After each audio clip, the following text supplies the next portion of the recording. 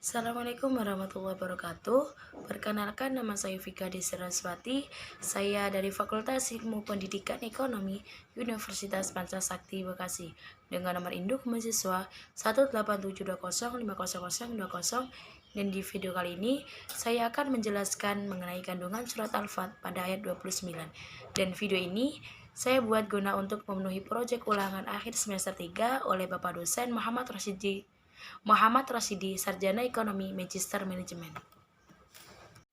Surat Al-Fat adalah salah satu surat yang di dalam Al-Quran. Tepatnya menempati urutan surat yang ke-48, dan surat Al-Fat memiliki sejumlah 29 ayat. Dan surat Al-Fat ini tergolong surat Madaniyah. Penamaan dari Al-Fat sendiri adalah berasal dari ayat-ayat permulaan yang mana hal itu menyinggung mengenai tentang kemenangan nyata. Bahasa Arabnya adalah Al-Fat Mubin.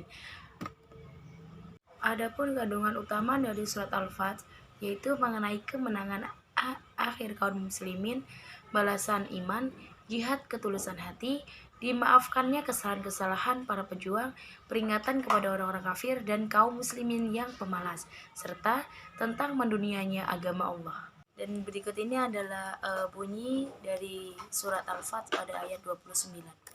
Muhammadur Rasulullah walladzina amahu ashidda wa'alal kuffari ruhamau bainahum tarahum ruk'a sujud yabtaguna fadlan minallahi wa ridwana simahum fi wujuhihim min athari sujud zalika masaluhum fit taurah wa masaluhum fil injil kazar'in ahraja shatarahu fazaradu fastaghladu fastawa ala suqihi yujibu zura'a liyaghdhiya bihumul kuffar wa'adallahu alladzina amanu wa 'amilus solihati minhum maghfiratu wa ajrun 'azim.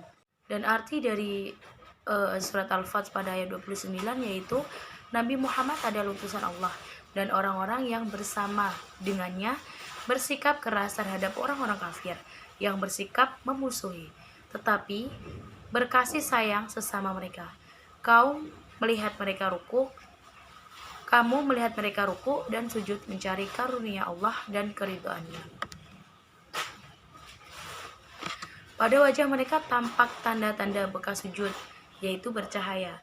Itu adalah sifat-sifat mereka yang diungkapkan dalam Taurat dan Injil, yaitu seperti benih yang mengeluarkan tunasnya. Kemudian tunas itu makin kuat, lalu menjadi besar dan tumbuh di atas batangnya. Tanaman itu pun menyenangkan hati orang yang menanamnya. Keadaan mereka diumpamakan seperti itu. Dan karena Allah hendak membuat marah orang-orang kafir, Allah menjanjikan kepada orang-orang yang beriman dan memberikan kebajikan di antara mereka ampunan dan pahala yang begitu besar.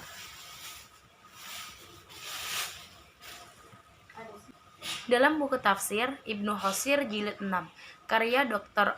Abdullah Dalam buku tafsir Ibnu Katsir jilid 6 karya Dr. Abdullah bin Muhammad bin Abdurrahman bin Ishaq Al-Syekh pada tahun 2004, yakni mengenai yang pertama adalah Muhammad itu adalah utusan Allah. Ayat ini merupakan pesan kepada seluruh manusia bahwa Nabi Muhammad adalah seorang utusan Allah. Dan yang kedua adalah dan orang-orang yang bersama dengan dia adalah keras terhadap orang-orang kafir, tetapi berkasih sayanglah sesama mereka. Dan hal ini adalah sifat orang-orang muslimin. Seorang dari mereka bersifat keras terhadap orang-orang kafir, tetapi lemah lembut terhadap sesama, lagi kasih sayang. Dia bersifat pemarah dan bermuka masam di hadapan orang-orang kafir, tetapi murah senyum dan murah tawa di hadapan orang-orang mukmin, saudara yang seiman.